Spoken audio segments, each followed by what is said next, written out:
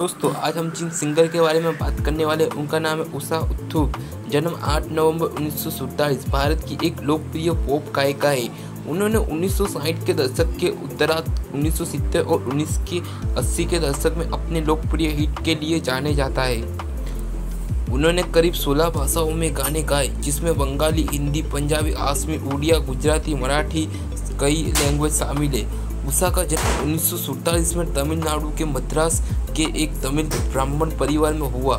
उनके पिता सम्मी अय्यर बाद में बम्बई के पुलिस आयुक्त बने। उनकी 3 बहनों उमा, पूजा, इंदिरा श्रीनिवास और माया सम्मी गायिका है और उनके 2 भाई भी हैं, जिनमें से एक का नाम श्याम है। उनके 6 भाई बहनों में इनका स्थान 5वां है। बचपन में वो बॉम्बे के बाईकुला के लोअर लेन में स्थित पुलिस क्वार्टर में रहती थी और वहीं से एक स्थानीय स्कूल में पढ़ाई करती थी।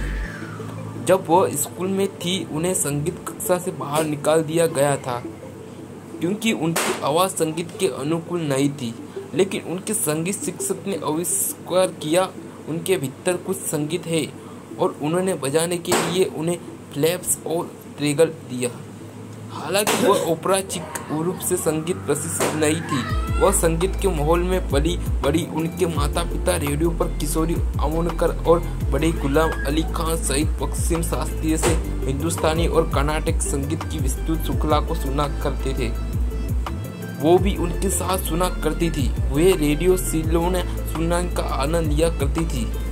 उनके बगल के पड़ोसी SMM पठान, जो उस समय पुलिस उपायुक्त थे, उनकी बेटी जमीला ने उषा को हिंदी सीखने के सलवार कमीज पहनने थे और भारतीय शास्त्रीय संगीत सीखने के लिए प्रेरित किया। इस विस्तृत दृष्टिकोण ने उन्हें 1970 के दशक में अपने अनूठे ब्रांड की शुरुआत करने में मदद की। उन्होंने केरला के कोट्टयम के श्री उत्थुप से शादी की।